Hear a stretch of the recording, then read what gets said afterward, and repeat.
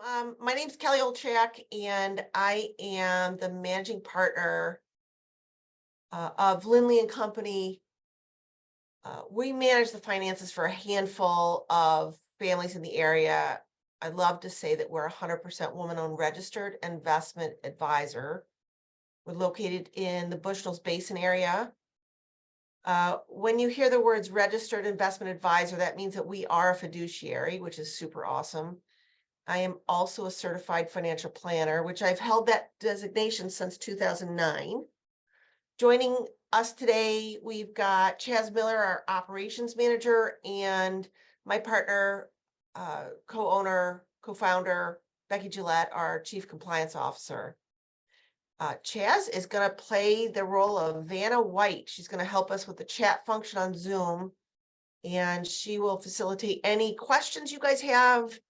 And we really like doing this. We believe our mission as a firm is to help educate our clients and help them become better investors. All right, so move forward. Okay, so we've got a lot to cover today. This workshop we call Life After Work, but what I really like to do is call it, what do you want to be when you grow up? We're going to cover ways that first of all, we're going to cover things you should think about in planning for retirement, how to get a retirement income plan together, how to identify potential sources of income, how those sources of income should be considered from a tax perspective. That's the strategy, withdrawal strategy. Then we're going to do just cover a case study. I think stories are important for people because, retirement planning is very complicated and it's sometimes overwhelming. So I've learned that when you tell stories, people tend to remember the stories and sort of stand in those fictional people's shoes and look through their lenses. And then we're going to talk a little bit about how to get ready. Couple things that are important to know. The B word, budget. We need a budget, we need a plan, and nobody likes to hear budget, but a budget means, to me, in my world, a budget is not what you're allowed to spend. A budget, every penny should have a home. So that's your budget, okay? The additional thing I'm going to mention is we are going to have some polling questions. Normally we have a couple throughout the presentation, but today we have a handful that are concentrated around a handful of slides that will help us understand who is in our audience and what slides are relevant, because there may be some slides that don't pertain to anybody in this discussion, and so we will discount those. So this is supposed to be a conversation also, so please feel free to stop me and ask questions as we work through these slides. I promise these polling questions won't be hard either. They're just sort of giving us an idea of who's who. Okay, so when we talk about, hang on, I gotta get the stupid thing out of my way. Okay, good. Literally, if there's ever a time to plan, retirement planning is the right time to plan, because we spent all of our lives working and saving. Once we leave our primary occupation, we've saved so much. Now, how do you take money out the right way? Because nobody wants to retire and then run out of money. So what I've learned of the last 19 years is that this process can be overwhelming to get ready for retirement, but it doesn't need to be. Once you retire, it's kind of weird. Then you're like, now what? What do I do?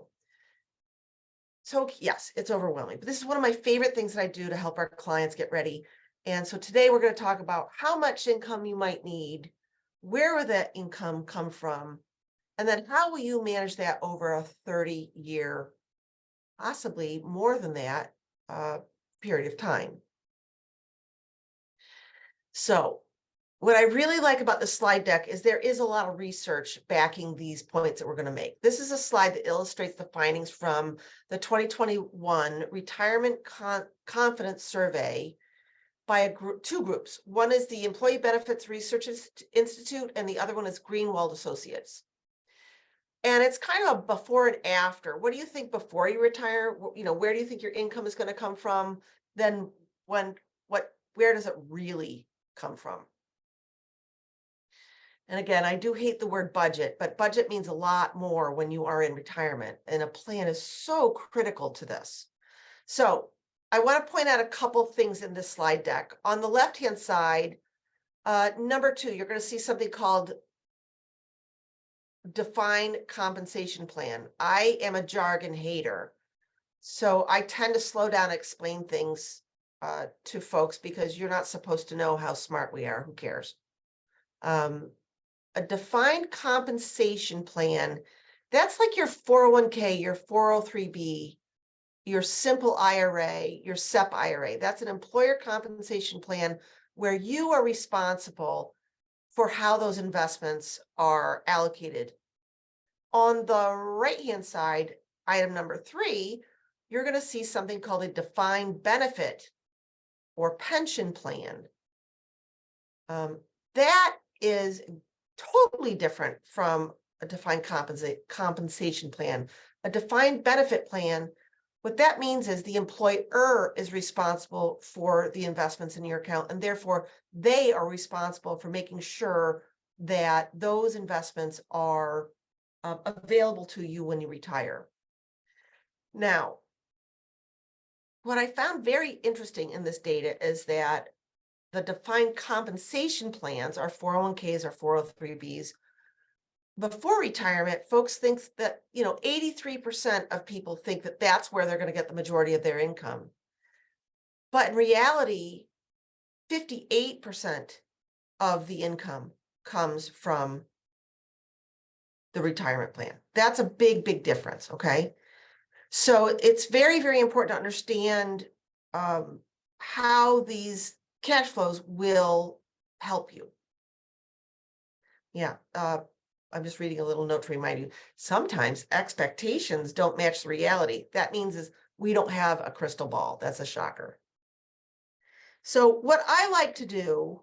Hey, Cal, sorry. Yes. If you want to jump back, I'm going to send that first poll question. Oh, I forgot. Yep. Thank you. So here's our first of 4 polling questions.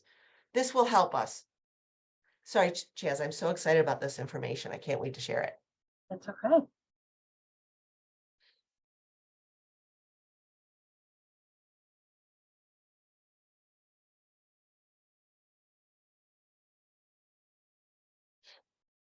How are we doing? We are doing good. I'm just giving it another couple seconds.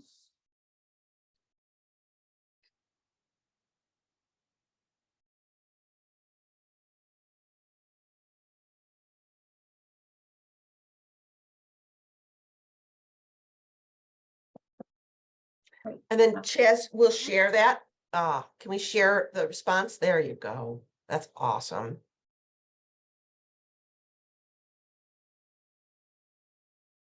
Okay.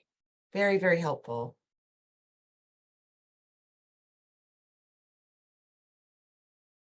Okay, so I am going to move forward unless there are any questions. Okay. So. None so far. You're good. Thank you. So I have an undergrad in psychology, which I thought I would never, ever use. It was the first thing, literally, it was the first thing I ever got an A in. And I thought, well, this is the way we're going to go. What I didn't realize is that I use my undergrad in psych all the time because we work with people. And what I have learned over 19 years is that sometimes when we talk about complex ideas or concepts, projects, like building a retirement plan, I like to show our clients where we're going to go, where we're going, what the output will be if they participate with us. So I added these next 2 slides so it's relevant to you on why is this important? Why should you care? Okay. So this is a sample cash flow model that I used for one of our clients. And of course, I've redacted their names, but it's a very interesting scenario because this is a single person who is divorced. She is still working, and wanted to know when would it be best to turn on Social Security. So when our clients come in and sit down with us for this kind of discussion, we like to get the basics, the what I call the baseline information. And then once we get that, we can play with the numbers to say, well, if you waited until 70 years old, how would that affect your bottom line? So on the left-hand side of this slide, you're going to see this person's, if this person were to take income from Social Security starting this year versus waiting until 70 next year. Now, there are big asterisk marks that I know our Chief Compliance Officer needs to know that I understand, Rebecca. There are a lot of moving parts in this. So I'm just going to show you an idea of what we can do. There are certain things in there that don't probably or may not pertain to you. Okay, so what we're looking at is, if you look at the first row, 20, actually look at the second row because that's a full year. So she turns Social Security on next year and her income is 96,000 versus not 73,000. And what I will tell you is what she's going to do, what we decided would be best for her, even though she doesn't need the money, is just take the income after Social Security and invest it. Okay, so here is the second slide. This is a lot of data, but what I want you to look at is the last row. So yes, we assume she's going to live till 93, again, because none of us have an expiration sticker on our hind end, but just by taking 3.5 years of Social Security and reinvesting it, the leftover is quite a bit. And that crystal ball thing is key because I don't know if you're going to get sick. The other thing to know about is this, okay? This is the caveat. Yes, she took her Social Security on the left-hand side at 68 and invested those dollars in a Roth and her brokerage account until she was 70. But there are a couple things to know about her. She doesn't have any debt. She is very frugal with her expenses. And she has a very good understanding of what her day-to-day expenses are. So that's the big compliance officer blinking light that I know Becky would want me to cover. So the next couple slides are where we need your feedback from, because this is going to help us understand how to kind of guide through this conversation. So your participation would be great. Are there any questions so far? Okay, great. And Dave, thank you very much for your feedback. Keep it coming. Okay, so this is our second polling question. It's frightening to think that 36% of American workers have no retirement. We need you to add, Chaz, if you would launch this. How many of you guys have a retirement plan? And that could be, yep. Are you contributing to your current plan? Are you maxing it out? And the biggie is, are you one of the luckies that have a pension or expecting to receive one?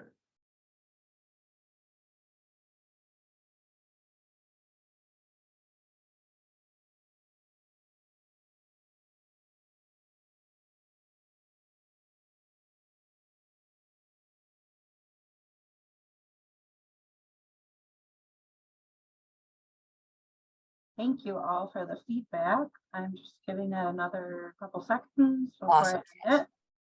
Perfect, perfect. This is great.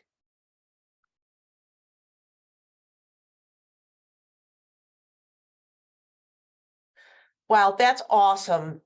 92% of you have an employer-sponsored plan.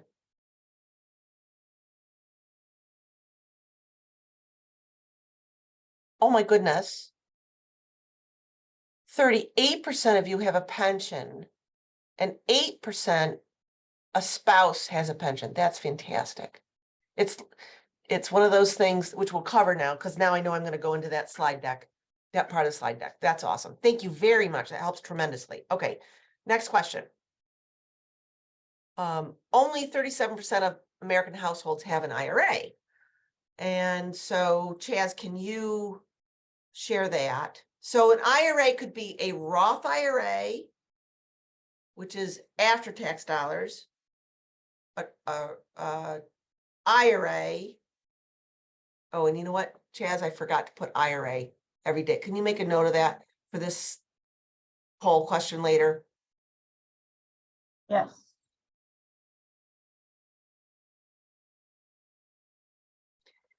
How many times do we try and work through these things and we still miss things? Gosh.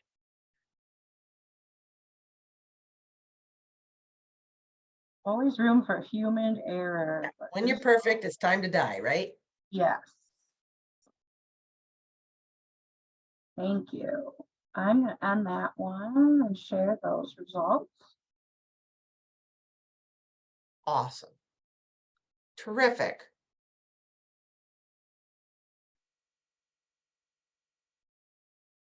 That is great. Okay, so did I go too far?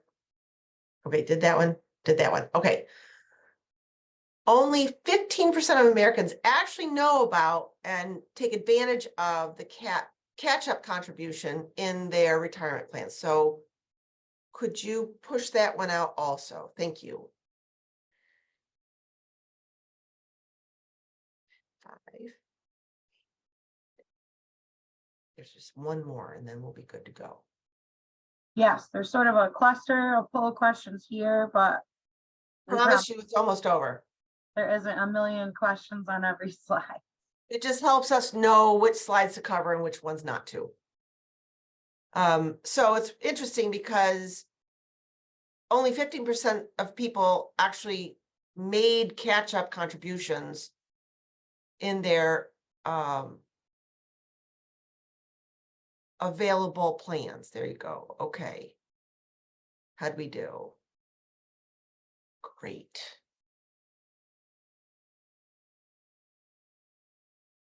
Thank you so much for this feedback because it helps us understand how to guide this conversation. All right. And then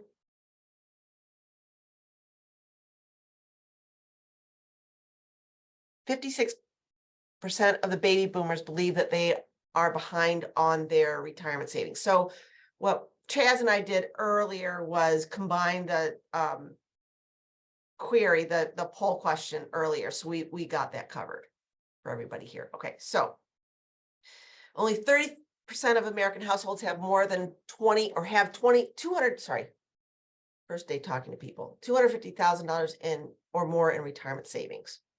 So that helps us get an understanding of who's attending this. Now we're going to talk a little bit about, the magic wand. If you had a magic wand, what would you do just to be a little crazy when you retire? Meaning, what's the craziest thing you would want to do in retirement? Because honestly, the first day of your retirement is the youngest you will ever be in retirement. And Chaz and I, while we were getting ready for this conversation, she mentioned to me that when her grandma and grandpa were getting ready for retirement, there was no such thing as retirement planning. I know that my grandparents were similar and probably yours were also, if not your parents. So now we're going to talk about a couple things, like where are you going to live? How much home will you need? How long will you live? Which is adorable because none of us have a crystal ball. What surprises might come up? Like how do you prepare for the unexpected? And all this leads into how much income you're going to need. Okay. Where will you live? So we're in upstate New York, and I know a lot of people love to go to warmer climes during the winter. Um, the first thing I like to understand with folks is, are you thinking about changing where you live? That doesn't mean moving out of town, but you might have a house that you had 4 kids in, and now you just need the two of you with maybe a guest room. Okay. So maybe you'd like to downsize, and maybe you would like to um change. Maybe you won't stop working. Maybe you'll do something part-time, but you might want to travel a little bit. So that's something that I think is super important when you think about what the plan is. And the reason I'm going through this is because when you log into your 401k portal, if you have one, they really don't talk about the idea of, the magic wand. What do you want to be when you grow up? I found this slide really interesting. Um, Obviously, if you have a grandbaby somewhere that's not local, you might want to move. Maybe you can't stand the snow. Maybe you just want a complete change altogether. But I found it very interesting that 53%, and I'm a farm kid, so I want to be where my family is, but 53% people want to be close to family.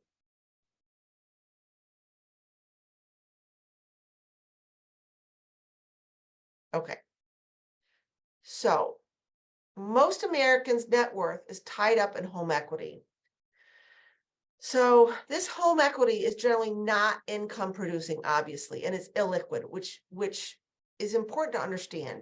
So there's a difference between a financial plan and a retirement income plan, because when I look at financial planning, there's a difference between net worth and investments. Your house is included in net worth, but not in your investments, because even if you have a rental property, okay, real estate is not marketable, meaning it's not worth anything until someone gives you money for it. Marketable means, like, if I owned a share of Apple, I know there's a market for it. Okay. So as an example, with the client we discussed earlier, in that when should she turn on Social Security?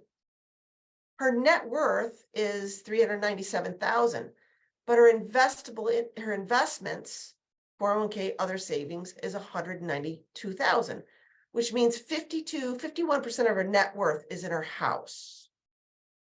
So there are things we have to consider if you're going to downside.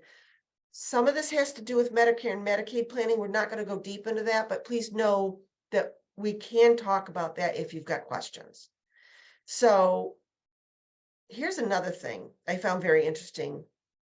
Everybody's heard the American dream. We all want to own something and have tangible assets for it. But I've actually been helping people who do not want to take care of their house anymore. They have assets that they can reposition for different reasons, and they just want to make sure they can have the kind of lifestyle they want, but not have to do the lawn anymore, be responsible for the home. So I'm finding more and more people are asking me about, what if I rent, especially if you want to go to the South in the winter. So that's just something to think about. Almost 4 in 10 retirees have moved since retirement. So this is kind of what I was talking about.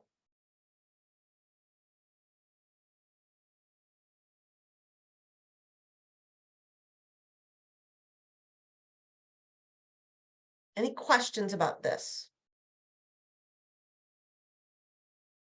Okay, I'm going to move on. Here's a biggie. Oh my goodness. Now that you're not working, what on earth will you do? Okay, so I like to educate by telling stories. I had a client who absolutely loved playing golf. They went down 3 times a year to Hilton Head and played golf. Golf. So when they retired, they moved down there and played golf. And he's like, oh my God, I can't play any more golf. So depending on who you are, your daily activities fall into two, after retirement, by the way, two kinds of things: income generating activity. Maybe you want to be part-time employed or start a new business, or maybe you want to crochet and travel. So there's different things, different buckets that you want to consider. And of course, if you plan to start a new business, we really need to roll up our sleeves and figure out how to become profitable first, because if it's not profitable, it's called a hobby. All right, so I found all this research that's backed is from a Trans-American Center for Retirement Studies. And so these are really, really good data points and a very strong population of respondents.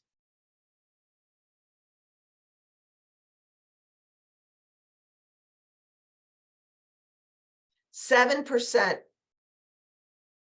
wanted to do something that would generate income. Just because you like doing your job before doesn't mean you want to do it later, but you can. Okay, life expectancy. How long will you live? Oh my goodness. If we knew that, retirement planning would be so much easier. Your life expectancy will determine how long your money needs to last, okay? So just as a reminder, this this webinar will be available on a replay on our website, because some of these things you may not be able to write down right away, but you will be able to come back to it. So life expectancy is really important, because I don't want you to run out of money. Having some life left at the end of your money means that our retirement plan has failed.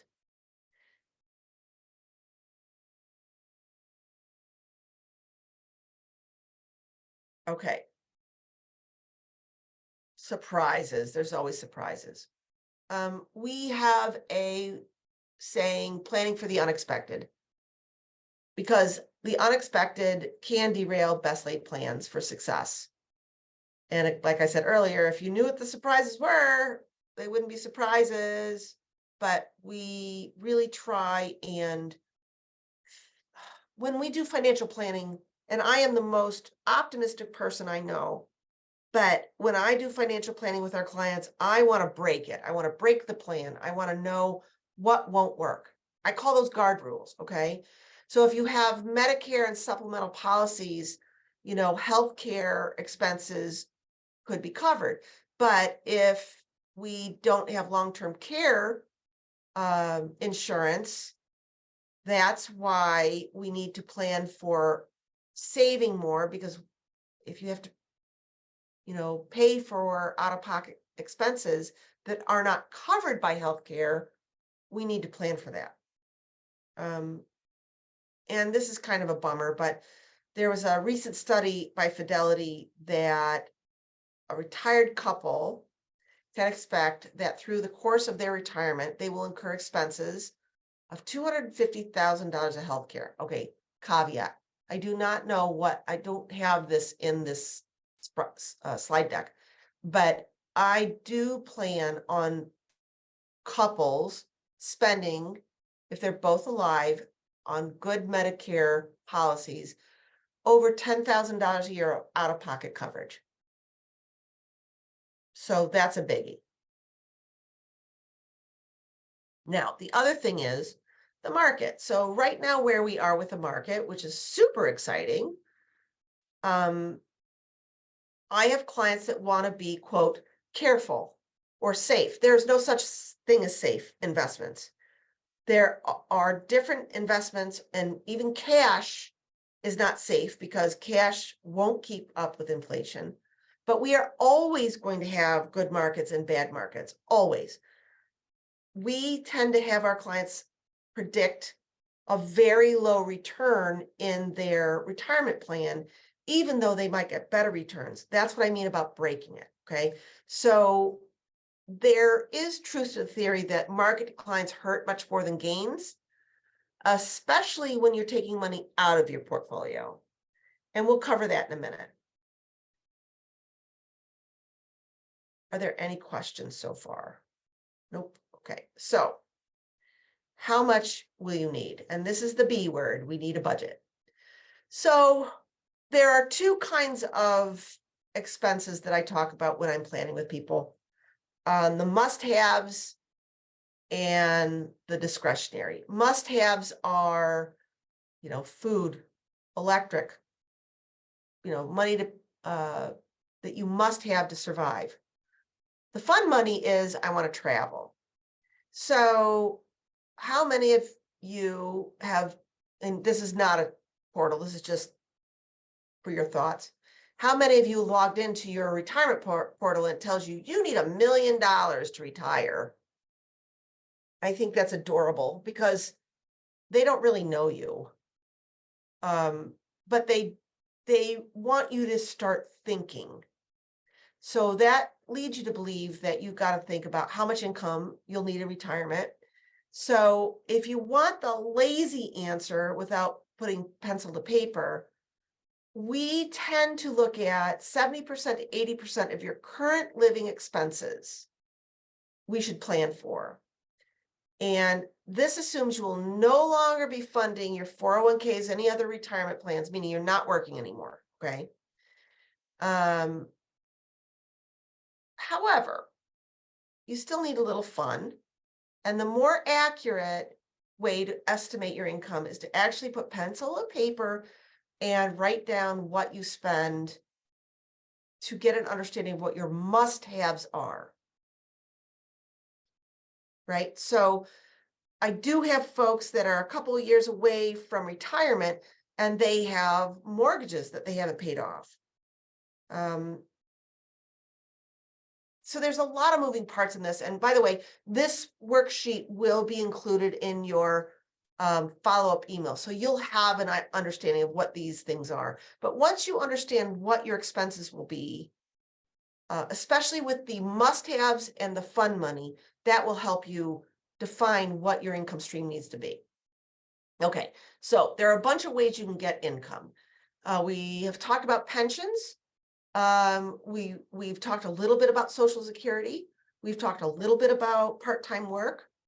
There are other ways of getting income, annuities. Maybe you have a rental property that's generating income. I do have clients that are in retirement. They have a rental property or two. And then you might still be an owner of a business, just working less. So retirement income strategies, characteristics. This slide is all about how different streams of income are taxed and what they mean to you. So straight off, Social Security is a guaranteed stream of income. Pensions are too, okay? Annuities can be. Earnings from work, if you work part-time, they're not permanent.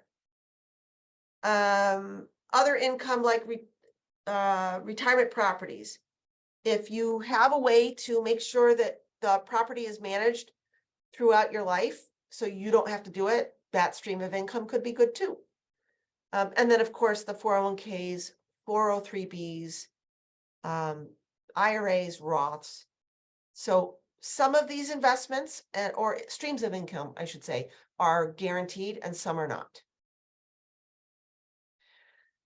I really like this slide because it does give you some visibility about where people are really getting their income from retirement.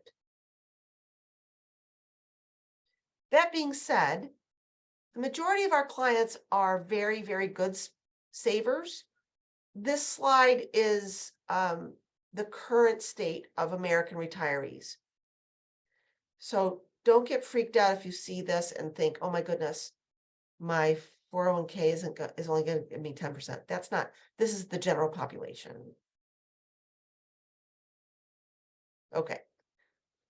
So in looking at retirement income, most people like to start with Social Security because it's a predefined amount that is based off of the income you've used over the years. I am going to include or have included this really cool estimator at the bottom of this slide, www.ssa.gov/estimator. Now, a couple things. And if you go on our website, we have, oh, wait, there's a question. Hang on. Thanks, Dave. So the thing to think about Social Security is when you get your statement, if you get your statement from Social Security website and you're 62 or older, those calculations are accurate and they are based on your earnings history, okay? But if you're younger than that, they're estimated. So you can still get your Social Security statement and share it with us with the caveat knowing that the actuarials aren't solid until you're 62. So being a certified financial planner, I'm kind of ticklish about the real number and the fuzzy number. So that's just a really good way to kind of identify the number I have. Is that a real number or is it an ideal number because I'm not yet 62? So we like to help folks with, understanding what your benefit will be or could be, again, if you're not quite 62. If you're married, when's the right time to have your spouse or yourself turn on income? What, like when should you? And the best way to make sure that when you say yes to the benefit, it's the best one for you. So going back to the first couple slides where I was talking about our client, I thought initially because she was single, she should wait until she was 70 because that Social Security was guaranteed. Well, I was wrong because what she was going to do, because in her case, she could afford to do it, was take 3.5 years of benefit and put it away and invest it. And it really made a big difference. Okay. Everybody's different, just saying. Okay. So we got 20 minutes and I am on slide, whatever, 26. Okay. So pensions. We did talk a little bit about pensions. And we're going to say that pensions are important, but choosing when to turn the pension on is the most important thing you can do. Because typically, every pension's written differently per employer. But once you check a box on your distribution benefit, you're done. That's it. You cannot go back and undo it. So if you have a pension, it may have a lifetime benefit, or it could have a lump sum.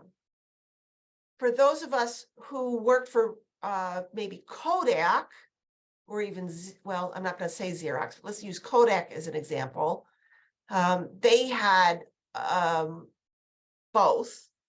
And when they went bankrupt, if you did not take your lump sum, you were stuck with what they gave you. And I try not to get in the weeds. So anyhow, what I'm trying to say is, if you have a decision to make about when to take your pension, it's really, really important to talk to somebody that understands how to make your elections, because your company will not be able to tell you what's best for you. That's another reason why the plan is very important. Okay, so how about work? If you're going to work after retirement, make sure you like doing it because you've worked so hard to get here, but it can improve maybe your Social Security benefit. So when you get your Social Security estimates, and let's say like my mom worked for a couple years at school, but then stayed home with, oh, I'm sorry, Dr. Ogilvy. Can you roll the pension over into another plan? Thank you for that question. So everybody's plan is different. I'm going to go back to the pension slide. Okay, thank you for raising your hand. Everybody's pension is written based on the employer. So sometimes, and I know this, I'm going to, again, another story. My husband was at Kodak. and then went to GE. And then when he came back to Kodak, the part of Kodak that he got sold, that his division got sold to ITT, Excelis, Harris. Those of us who have been in this situation know that they changed the names of this business many times, but they own, ITT owned the pension. So he had an option where he could roll his pension lump sum into his current 401k, even if it wasn't the existing employer. So Dr. Ogilvy, I will tell you that if you want to spend a couple minutes with me on the phone later, I will give you, I'm going to ask a couple questions and I will give you some options. And I do this all the time at no charge, you guys. My job is to educate. Is that okay, Dr. Ogilvy? I'm going to assume it's yes. Okay, so I was talking about my mom who stayed at home with the kids. Okay, hang on. Thank you. She said yes. So when Social Security calculates your benefit, they are going to take the average 35 years of employment. Okay. So if your mom or you stayed home for a period of years to take care of kids, those are zeros. Okay. Now, by working a couple years after you want to retire, that will help improve your Social Security number. Okay. So even if you work part-time, even if you work full-time, so those earnings can impact that very important benefit because Social Security is guaranteed for your life. Okay. All right. Annuities. I'm going to cover this real quick. Annuities are very complicated. The way I use annuities can be, so everybody uses annuities differently. My perspective is that they are only a tool. What does that mean? So if you want to make sure that your must-haves, which we'll see this again in another slide, you've got a pension and Social Security, both guaranteed for life, and you're short $500 a month, you can guarantee some of that income if it's the right thing for you. Then there's a bunch of caveats, but annuities are a good way to make sure that that can happen. Now, the other thing, they are complicated, they can be expensive, and they are something that people do not understand typically. In my perspective, they need to understand what the pros and cons are, even if you already own one. Okay, so we'll probably have another workshop around the A word, annuities. Any questions on this slide particularly? Okay. All right, so we're talking about buckets. There are different kinds of buckets. So we've talked about cash and savings, certainly retirement income. And so sorry, back up. This slide is traditionally where I see the majority of folks savings come from: checking accounts, savings account, 401ks, CDs, IRAs, but also real estate, businesses, inheritances, and trusts. Very, very particular to the individual, but they can be part of the solution. Okay, so now we talked about, so we've just quickly review, because it's a lot. We've talked about what you want to be when you grow up, if there is such a thing, because I don't think I ever will. Really what that means is, what does retirement look just like for you?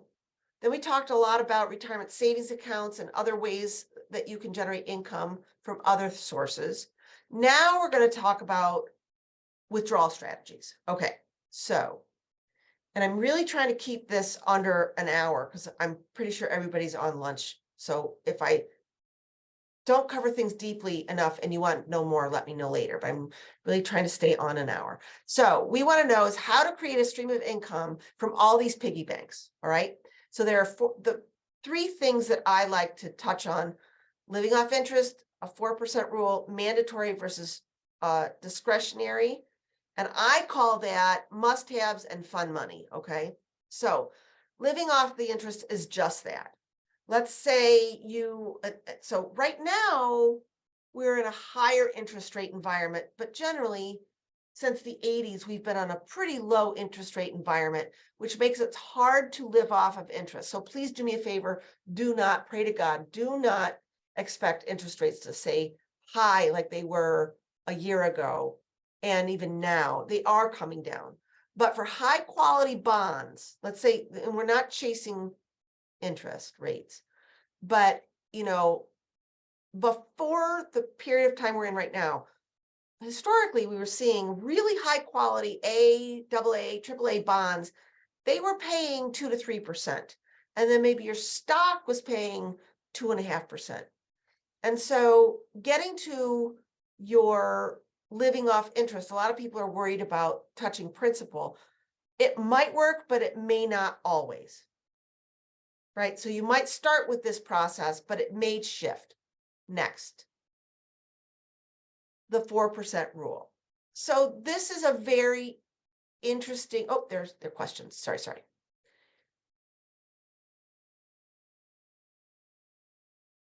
Michael Buggy, what's the best way to withdraw and how often from investments and accounts after? And thank you, Chaz. Thank you. This is awesome. I asked for feedback and I'm getting it. So Michael, please keep me on task if I don't cover it, but I think I understand what you're talking about. So the 4% rule. And let's just say you have majority of your investments in a retirement account. The way the 4% rule is, the first year you retire, and let's say you're retiring at like 65, you take 4% out of your retirement and investment accounts. That is on top of Social Security, okay? And let's say you have $1 million of savings. So that's $40,000 that you get from your retirement and investment savings. So that would come from interest, dividends, capital gains, okay? Then the next year, there is, I like to use a rate of inflation before the period of time we're in now at 2.5%, okay? So that means, and in this slide, they're using 3%. So that means the following year, you can take 41,200, and that keeps going and going and going. So this idea came from some studies done in the 90s, okay? So be conscientious of this. The 90s were very different than now, but it reviewed every 30-year period from 1926 and determined that if 50% of the assets were invested in stocks and bonds, 50-50 portfolio, and a 4% rate of withdrawal, that had 0% chance of failure. Okay, folks, this is an older study, but the concept is still valid. What I'm finding is the older you start your retirement, that 4% might be 5.5. It might be 5.75. But the idea of this concept is you start with a distribution, whether market is good or bad, and you increase your distribution based on a increase of inflation. That's a little complicated, but it does stand to be not taking too much out. That's the whole point we're talking about. Okay, now mandatory versus discretionary, or as I like to call it, must-haves versus fun money. And actually, this is the strategy that I use most frequently. And the way I approach this is, some people love the idea of knowing that their mandatory expenses will be covered. And then if there's extra, they can spend it on vacations. So as an example, let's say your must-have expenses are $5,000 a month, and you're receiving $2,900 a month from your spouses and your Social Security. And okay, this is a stretch, but it's still an example. You get a $1,600 a month pension, right? You have a gap of $500 a month there This is where an annuity in this example would make sense. Because you could, if you really, really wanted to make sure that no matter what, your mandatory, your must-haves were covered, this is where an annuity would work to figure out a way to make sure that you have an additional guaranteed $500 a month of income. Everybody's different, okay? What that means though is anything extra, the variables, the fund money is there when the markets are good. Now, truth be told, as a fiduciary, I have to disclose, I rarely use annuities because of the complicated commitments that one has to have. Each person that we work with is different. So I just wanted to say that when I mentioned that I use this most frequently, that the annuity is not bad. The way I do it is, if we have a good year, you go to great vacation. If you have a cruddy year, you can go to, something very inexpensive or nothing at all. Okay. Pros and cons of these differences. So, living it off interest seems easy and very simple, but the downside is low interest rate environment could really mess you up. The must-have versus fun money. I think people really like to know that their must-have money is covered, but if times get tough, you won't go on the vacation. So it's a little less flexible when times get tough or something unexpected comes up.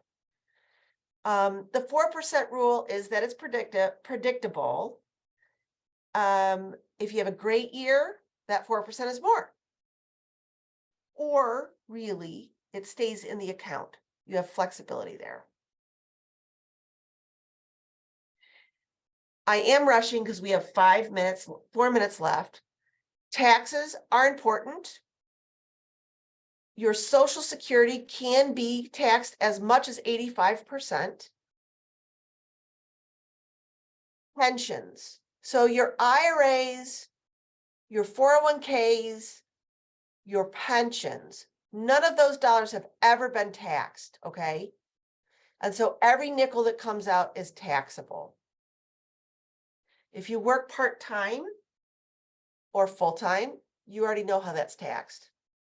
Investable income from a brokerage account is taxed differently because you've put dollars in that account that have already been taxed. So they may be taxed, they are taxed more efficiently than an IRA. Whereas a Roth IRA, all of those dollars went into the account already taxed. And if you start taking money out of the Roth IRA or Roth 401k, and after you're 59 and a half, all of those dollars are tax-free. So let's quickly go through this case study. Here is John and Jane Doe. Any questions so far? I know I don't mind going over, but I know that there are a lot of people on the call that might need to go back to work. And know that if you need to see this later, it will be posted on our website. So John and Jane have a daughter and daughter-in-law, a son and a daughter-in-law, and they want to make sure that they live a long life, but also leave an inheritance. They have done a good job of savings, and their former employer so they have $361,000 from their employment savings, employer sponsored savings. And then they have another 253,000 in a Roth and 286 in a brokerage account. And they have the mortgage is paid off, and they have an additional $326,000 of equity in the home. And so their net worth is at 1.2 million.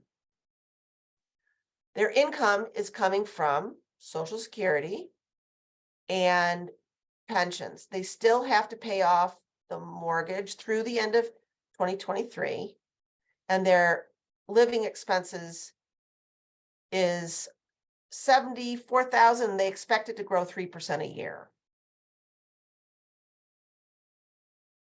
So these are the type of reports that I help our clients with to decide what fits best with them. It kind of looks a little bit like what I showed you earlier, but it really helps you understand that when we're organizing income sources and expenses and make some basic assumptions about the investments, we can get a good idea of what your cash flow might need to be. Now, when you go out real long, I like to go in 5-year increments, but in the example I'm showing you, it does roll out to when they're 95.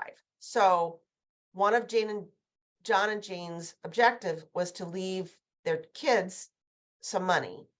And so under our assumptions, it looks like they're going to leave, including the house. Remember, that's not an investment. That's part of the net worth. A portfolio value of 569,000 and all in 1.4 million, not too shabby. Also, they wanted to give money to their grandkids. So if they gifted $5,000 to the grandkids 529s, it would still work. That's the whole point. We're seeing, like I said, we're trying to break it.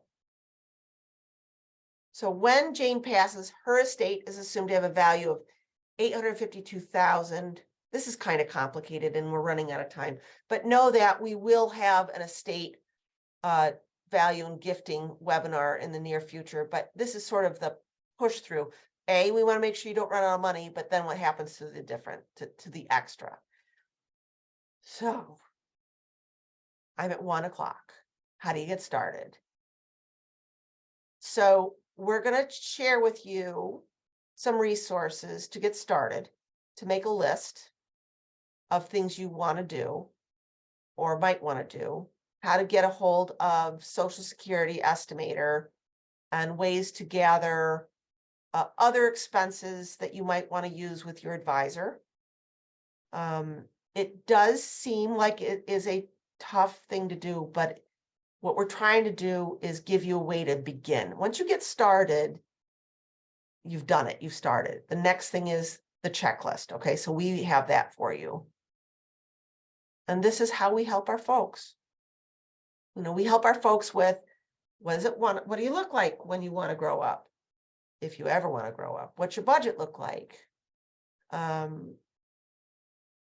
do we talk about Medicare, Medicaid, long-term care? But boy, did we cover a lot of information. And I never thought I'd get to 101. I thought I'd be at 115 on slide 45. So, questions? This is great. Dr. Ogilvie, your question in particular, with your permission, I would like to reach out to you and answer your question because the question you asked me was very technical. And Mike also, and Dave, I also want to make sure that your questions and points which were well made are covered. I will never, ever talk to anybody online like this personally. That is very bad. So I hope that this was helpful, and keep an eye out for the handouts on getting started. And as always, I'm around if you need me. And I'm very grateful that you guys showed up and participated. Thank you. Oh, there's a chat. Sounds good, Dr. Ogilvie. Thank you. Have a glorious weekend. David, thank you for your feedback. As always, I love it. Keep it coming. Mike, Bougie, if you're still with us, thank you also. Julia, it's good to hear from you guys.